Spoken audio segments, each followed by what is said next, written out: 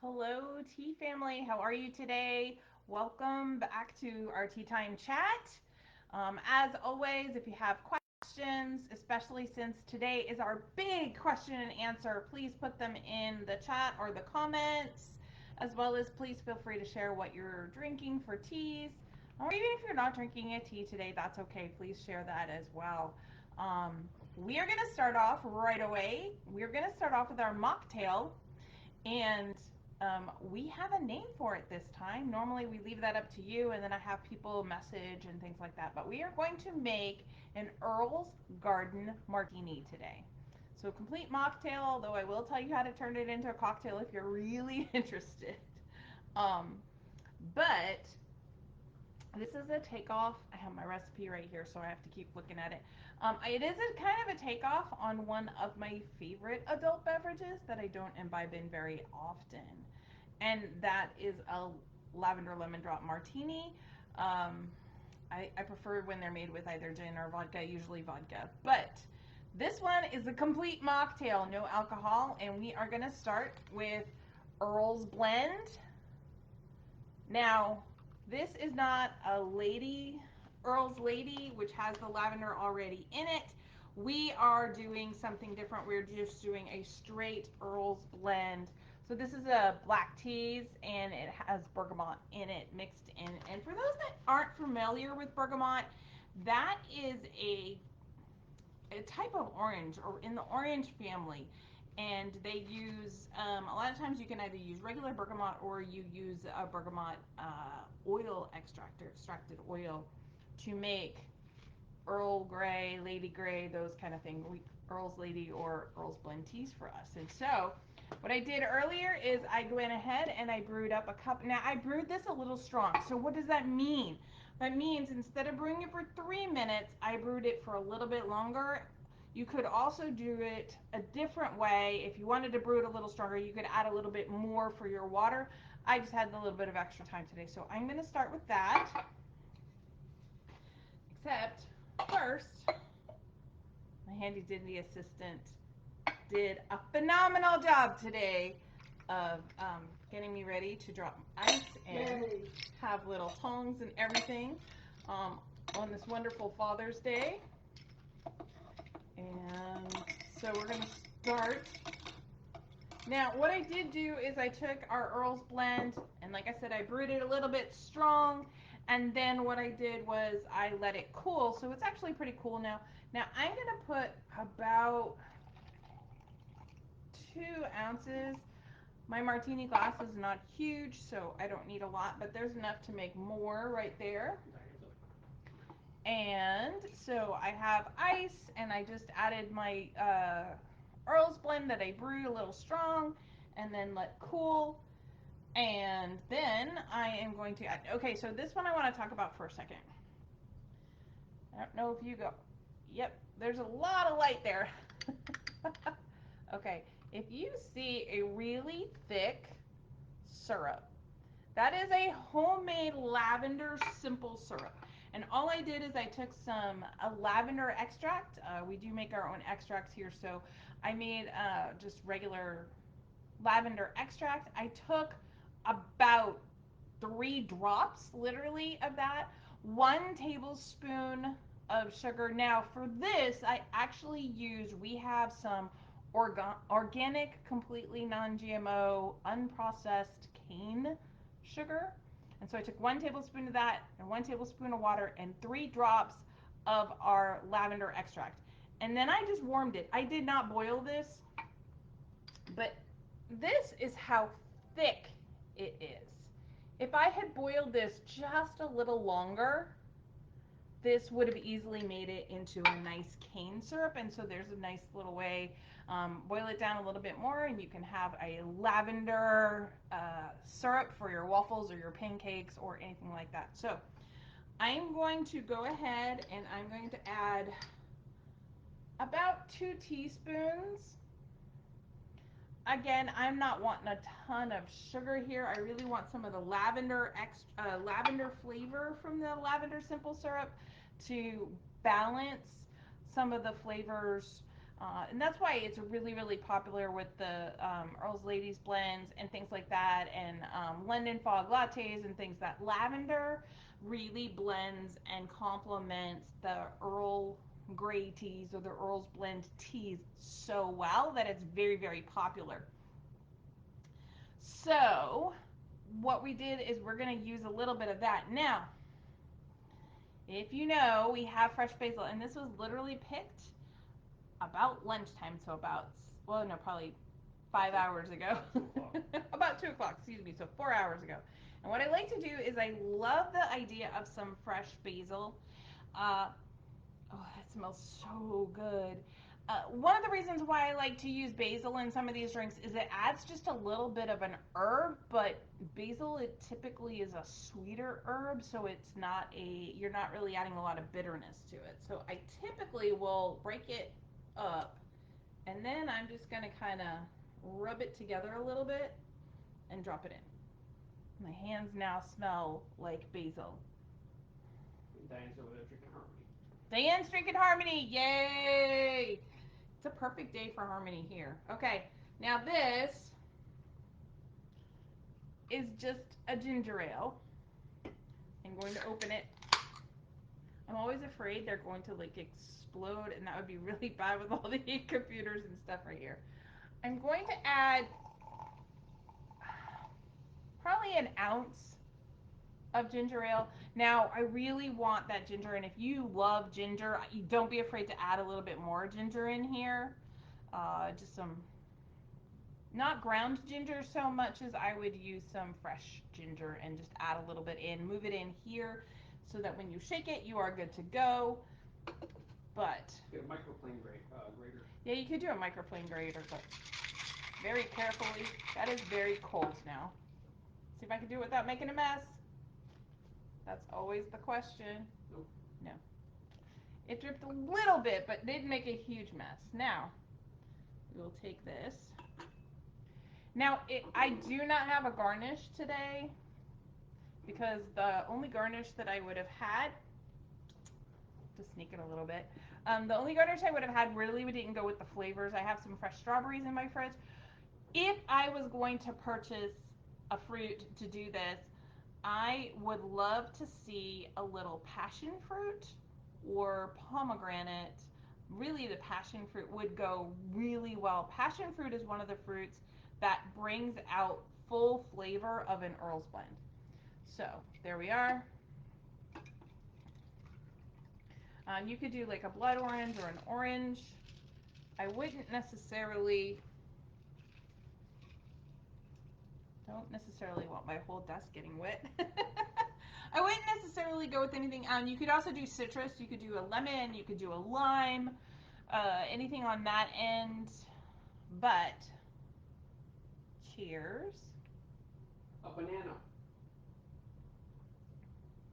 Oh, that is so good. Yeah. And I keep that over here so we can't steal it. Although it's Father's Day, so I guess I would have to let him.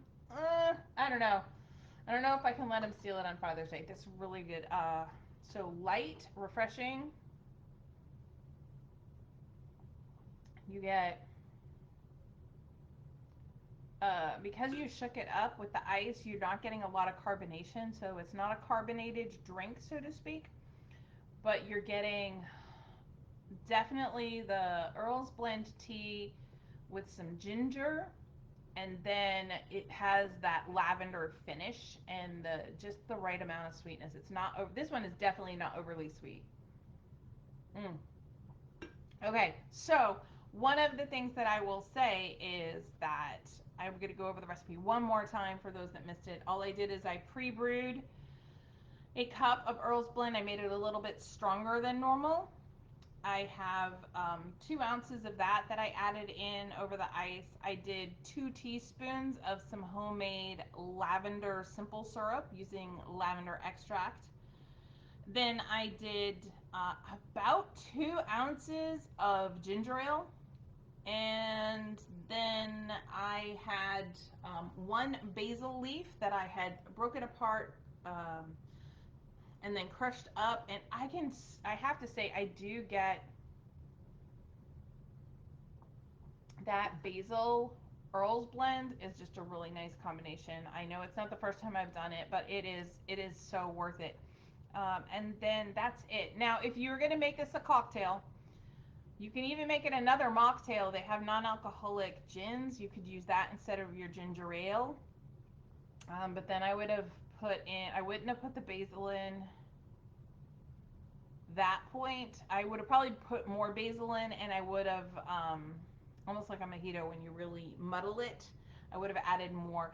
Then I would say you might want to add lemon juice and lavender bitters and orange bitters, and that would have made a more cocktail approach. But I like it just like this, and we are calling this Earl's Garden Martini. Light, it's super light and refreshing. It is not overly sweet, so when you go to take a taste, you don't get hit with like bam sugar. And I'm very sugar sensitive because we don't eat a lot of sugar in our diet anymore. So, but I do want to see. I still can't get over this syrup is so thick. It's thicker than if you use a traditional table sugar. Now, if I'm gonna enjoy this Earl's Blend or the Earl's Garden Martini Mocktail, what should I put with it? Well, why not bring out the flavor a little bit more? And what you see here is a quick bread that we made yesterday. Woo-hoo. Because I wanted to kind of see how I wanted to make a quick bread with some of the Earl's Blend. And so that's exactly what I did. This is actually a cinnamon quick bread that I made from scratch. So, the typical butter. There's butter in here, there's cinnamon in here, there's flour in here, there is baking powder in here, a tiny bit of salt, and I think I said sugar, and so sugar. But I also, it had milk, and it had uh, Earl's Blend tea. And so what I did is I put in more tea for the 1 cup of milk than I would normally put in there because I really wanted to bring a robust flavor to it. And so I did a very, very, very strong um, Earl's Blend that I brewed in the milk that I warmed up. I didn't boil it. I did bring it to just below a simmer, and then I let it sit for 5 minutes, and it was more. I used twice as much as I would if I was making a cup of tea with water, and then I also let it steep a little bit longer for an extra minute. It was 4 minutes as opposed to the 3 minutes, and then that brought the cinnamon and the Earl's Blend just complement each other so much. And then because I swirled my cinnamon in with a knife, as we are wont to do, it helped really bring out some packets of flavor where you get a little bit more cinnamon and some where you get a little more Earl's Blend. So it's the perfect complement to your mocktail. Don't want to eat too much. Not too much sugar. But it is very light. It is very fluffy. It is very delicious. I'm a cinnamon kind of person anyway.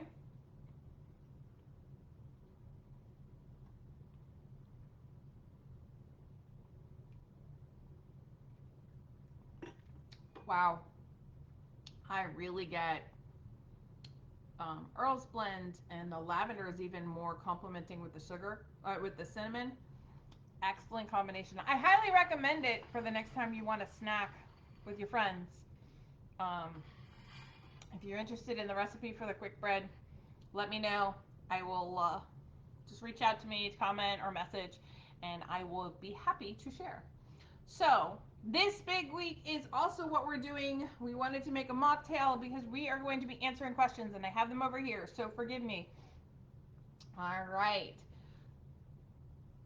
One of the questions that I got was someone who was looking at tea rooms, and they were looking at they saw some places said a cream tea, and some places said an afternoon tea, and some said a full tea, and some said a high tea, and one even had royal in there. And so what I'll tell you is royalty is not really a thing in the States. You'll have some tea rooms that will call it a royal tea. Usually it's their full, it's their biggest tea that offers the most.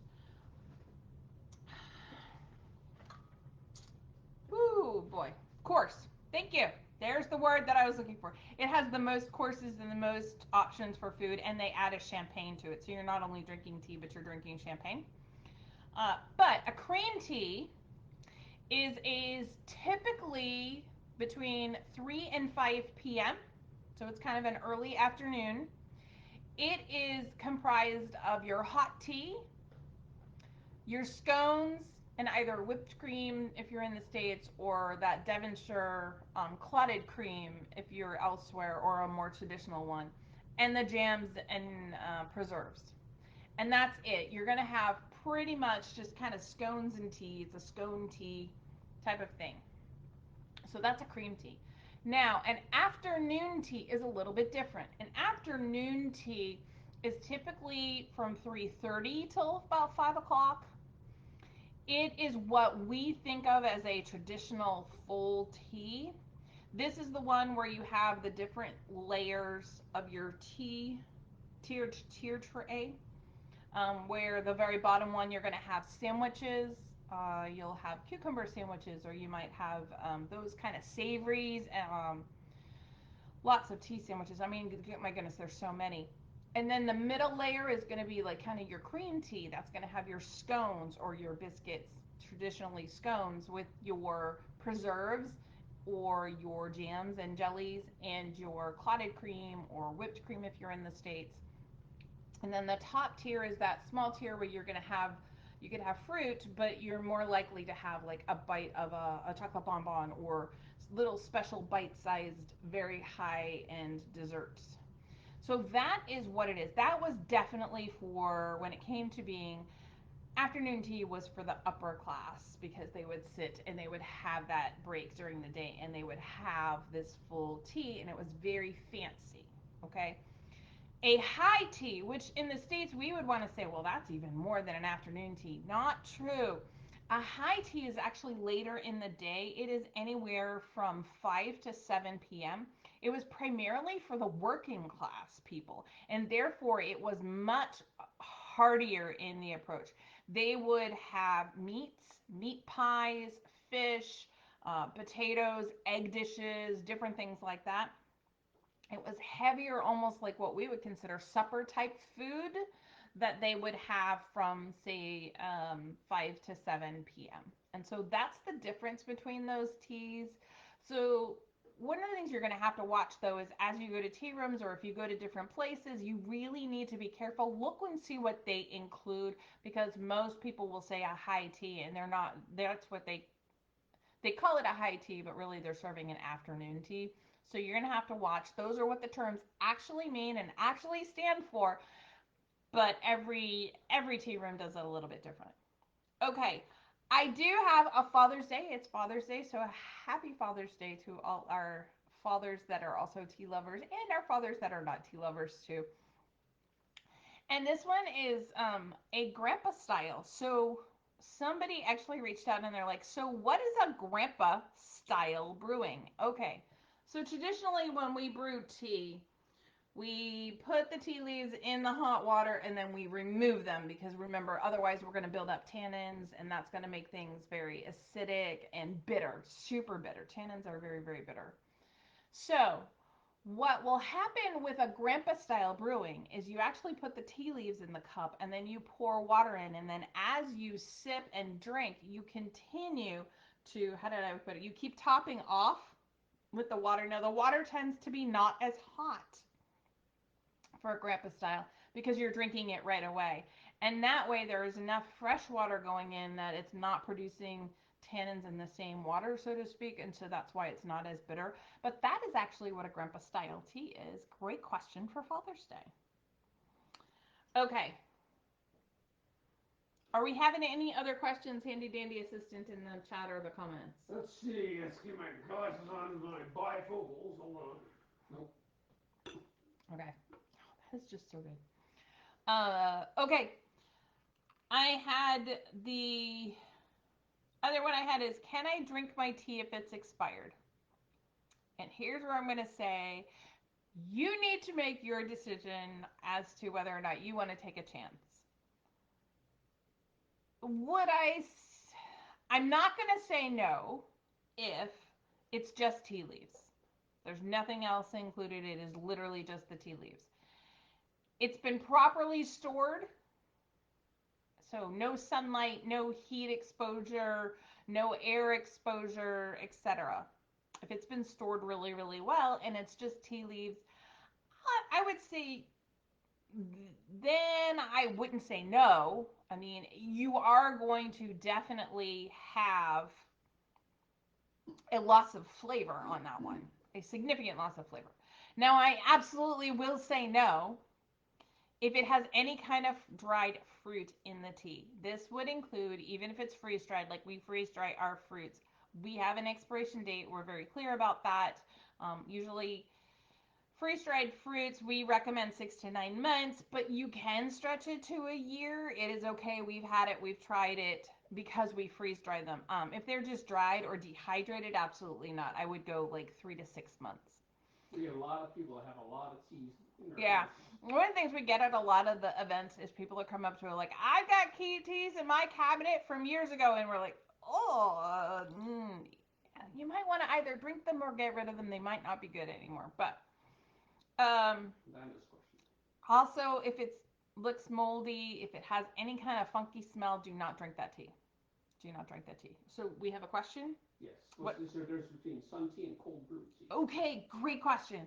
Sun tea is tea that when you put it in the water and then you typically put it out in the sunshine, and a lot of times we think of this as a summer type of thing because that's typically when people drink it, although you could drink it year round. So when it's outside in the summer, it's also warm. So there's a temperature factor where it's kind of warm, it's sat in the sun, and it's over a period of time.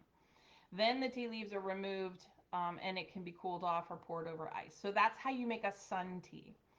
A cold brew tea is what we call a counter tea. And I don't have my little thing up, it's upstairs. Where if I took a mason jar, right, and I would put an infuser in here, and then I would put the tea in the infuser and pour water over it. It's room temperature water or it's cold water.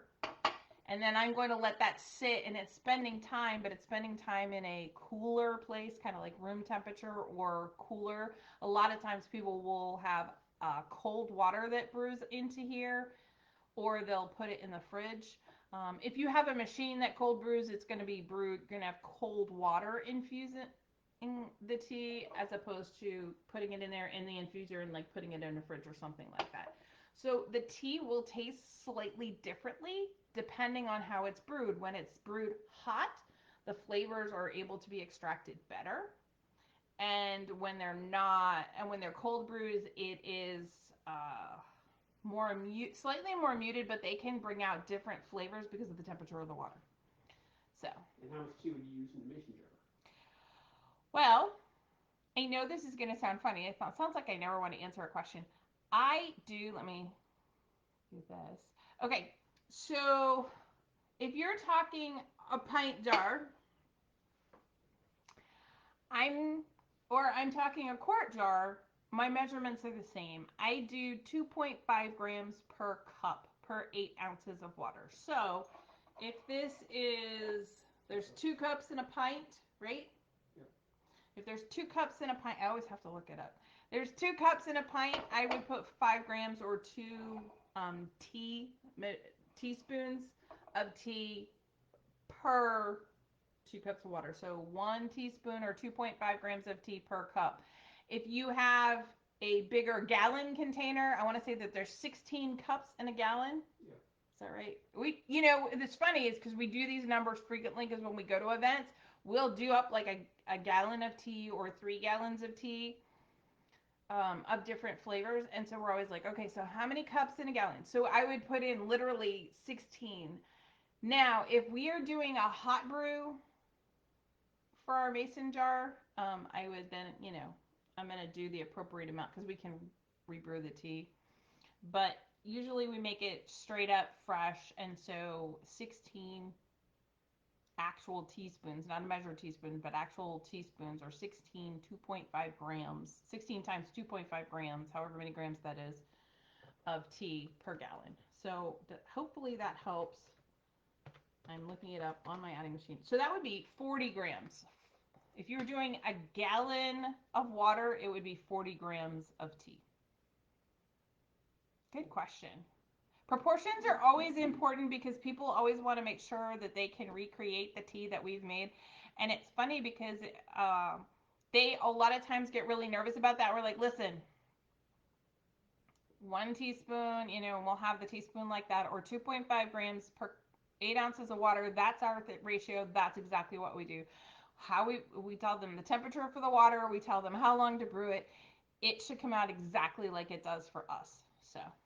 And you can do that 3 times, right? And you can brew it 3 times. Most of them. We only have 2 teas that you can only brew twice.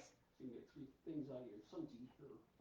So yes, keep that in mind. Even when you're making sun tea or a cold brew tea, you can brew it more than once. You just have to brew it longer. We gotta find a better word for brew, because brew, I think it's hot, and then cold, and it does brew, but it's a cold brew though. I mean, that's just what it's called. Okay, that is so good. Sun tea or Harmony would be better. Would Harmony be better? I think if I just keep it over here, I get to keep it all today. All right. Would Starlight Pear make a good sun tea, or would Harmony be better?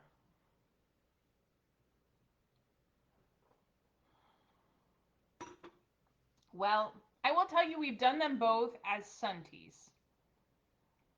Or we've both done them both as, we've had them both as iced teas before. I think you couldn't go really wrong with either one. What I would say is, because you would be brewing it cooler, I would do the first time in like a small pint-sized mason jar as opposed to a big gallon or whatever. I would almost try like to see which one you're going to enjoy more, because you're not heating the water. You're just putting it in the sun. Like I said, the flavors are going to be a little bit different. And so you might find you taste more of the pear, you might taste more of the apple in Starlight Pear, you might taste more of the orange, or you might taste more of the strawberry, probably more of the strawberry in the Harmony. So I would say always try with a 1 cup first and see how you like it. Because worst case scenario, brew it and then let it cool, and you know what it's going to taste like. But I would say they would, either one would be good for a sun tea. We do test all our teas, and our tea testers test all the teas in different ways before we put it out there. So, okay, great questions. Any other questions today? Do not. I don't think anybody would ever make that mistake. So. That's why I didn't say it loud. Okay. All right. I think I had one more question. Oh, I did. I had one more question that someone reached out to me for. And that is, why did people start drinking milk or dairy with their tea? And that is a great question. So there are 3 basic reasons. And I am not the food expert or food sociologist, so to speak. However, uh, there is the element of tradition, but how did that tradition get made? And it tastes, there's a really great taste to a creaminess that you add when you add the dairy to it.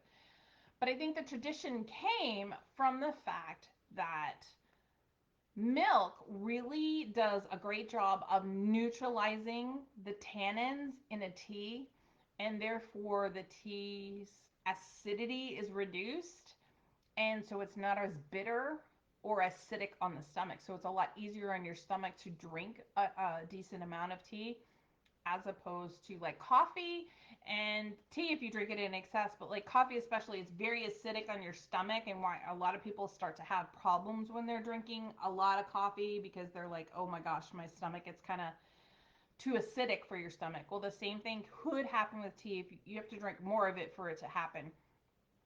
But if you have milk with your tea, It's going to balance out some of the tannins, and the tannins won't be able to produce the tannic acid to make it bitter or acidic. So that was the other one I had. That was a great question, and I think that's probably traditionally why it was the way it was. All right, other questions? Anything else before I let you all get back to your Sunday afternoon? All right, so next week we are going to be talking about some common myths about tea. We're going to get into some myth busting. Might even do an experiment live. You never know what's going to happen. So, any other questions come in? Nope. Awesome. Well, thanks for joining us, and we will see you all later. Happy Father's Day, everybody.